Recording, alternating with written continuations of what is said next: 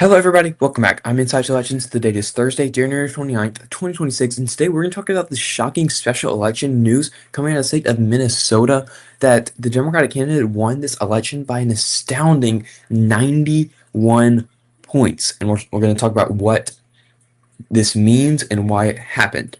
Now, yes, this is a district that is Democratic. In 2024, Kamala Harris won the district by 71 points.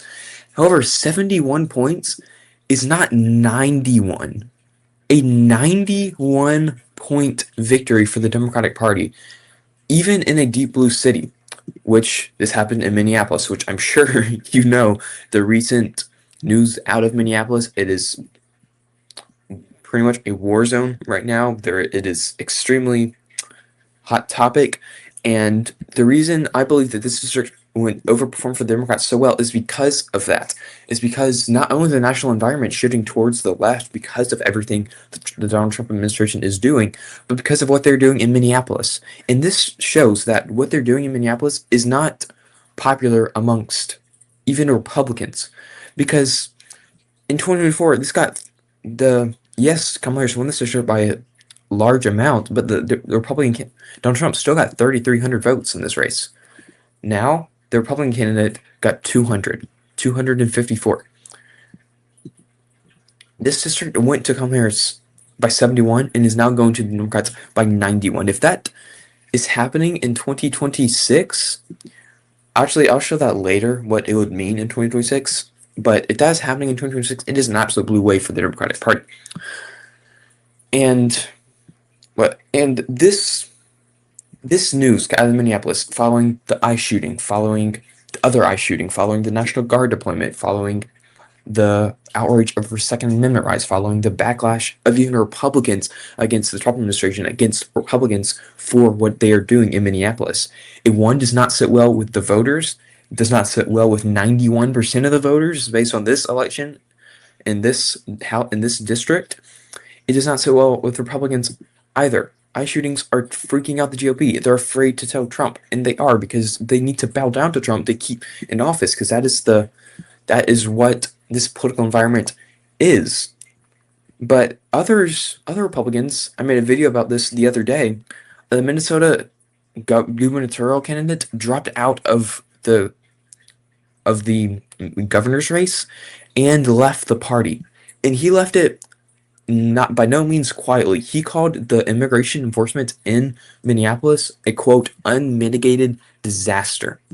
He said, and I quote, "I cannot support the National Republicans' stated retribution on the citizens of our state, nor can I count myself a member of a party that would do so."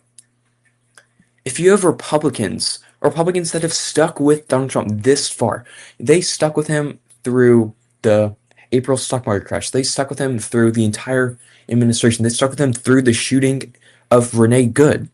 But this is where they draw the line. They're drawing the line at murdering U.S. citizens, execution style, cold blood in the streets of Minneapolis.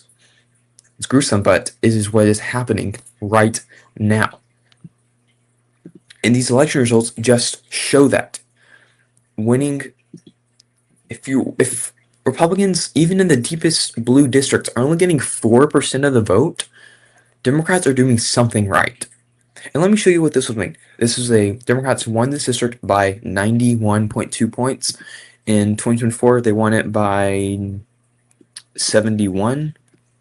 Well, they won it by 71. I don't know the exact percentage, but they won it by rounded 71 points. That is a 20-point swing to the left. Now, yes, this is a special election. This is not what all elections are going to look like in 2026, most likely, unless something even more dramatic happens between now and the midterms. But I want to shift this map and show you just what exactly this would look like if Democrats actually somehow overperformed by 20 points. Shift by 5, shift by 15, shift by 5. That's a 15-point swing. Democrats would have a 280 to 155 House majority. What is that? That's a 125 seat House majority. If the shifts, this is not a poll, this is an actual election with the shifts happening. Now, this is not going to happen. I'm not saying it will, but this is what the environment is shaping to look like based on yes polls, but also on elections, and especially in hot topic environments in Minneapolis. Republicans are defecting their party. Republicans are not with their party on this issue, but they are afraid to stand up to Donald Trump because Donald Trump holds the political future of every single Republican in Congress. This shouldn't how it shouldn't that should not be how Congress works. They shouldn't base their policy on if it has support for the president. That is how democracy works, but that is the environment that we are working with right now. Until Donald Trump is out of politics, this is the environment we're working with. We're working with a supreme leader on one side of the aisle. These election results are just showing what we've been seeing constantly for the past year. Ever since Donald Trump took office, there have been each one of these elections are special elections, and I could go to a random one. Let's see, September 30th. Sure. Okay, there wasn't actually a race. Okay, let's see. Florida State Senate. These are all okay. These are all primaries. Let's go to another one. Sorry. August 26th. Sure, there was not one on that one either. See, October 28th. Alright. Okay, now it's just going out because there are elections in all these. Because like I mean, there was one last week or week before. There was elections like such election. Okay, I don't know why it's not working. But the point is, these special elections are happening all of the time. And every single one, minus 1 out of 100, are going to the Democratic Party. Not going to the Democratic Party, but the Democratic Party is overperforming by not small margins, not the 1, 2, 3, 4, 5, 6 point margins that happened in 2017 during the lead up to 2018, during the lead up to the 2018 midterms. But these districts are shifting to the left by 10 points, by 15 points, by 20 points, by larger than that. In Kentucky, a couple months ago, there was a district that shifted by 42 points to the left. These elections are happening. This is not fiction. This is not polling. This is not polling 600 people and deciding that that's what the entire country thinks. This is actual elections. And in states, and yes, this is a deep blue district, but deep blue districts are in red states as well. I mean, let's look at presidential. Let's see, what would be a good example? Say Arizona. Actually, let's not do Arizona. Let's do Georgia. Georgia is a swing state.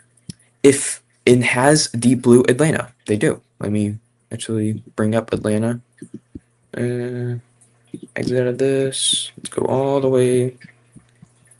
Let's go down to Atlanta. Atlanta is deep blue, as you can tell. However, it's still somewhat Republican. They still have Republican voters coming out of the city of Atlanta. I mean, not many. It's roughly like 1 in 5. But if 1 in 5 voters in Atlanta, if 1 in 5 of the hundreds of thousands of voters in Atlanta who are Republicans went to the Democratic Party, like is happening in Minnesota in deep blue districts, that would be enough to shift Georgia as a whole to be solidly Democratic, if that makes sense. So while these shifts are happening in big cities are also in red states.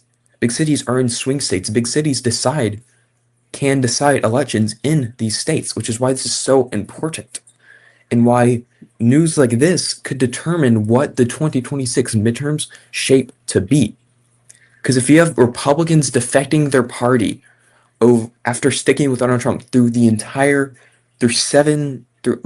about a decade of his reign, if you have Republicans just now drawing the line and saying this is too much, this is too far, your party is not going to bode well in the midterms.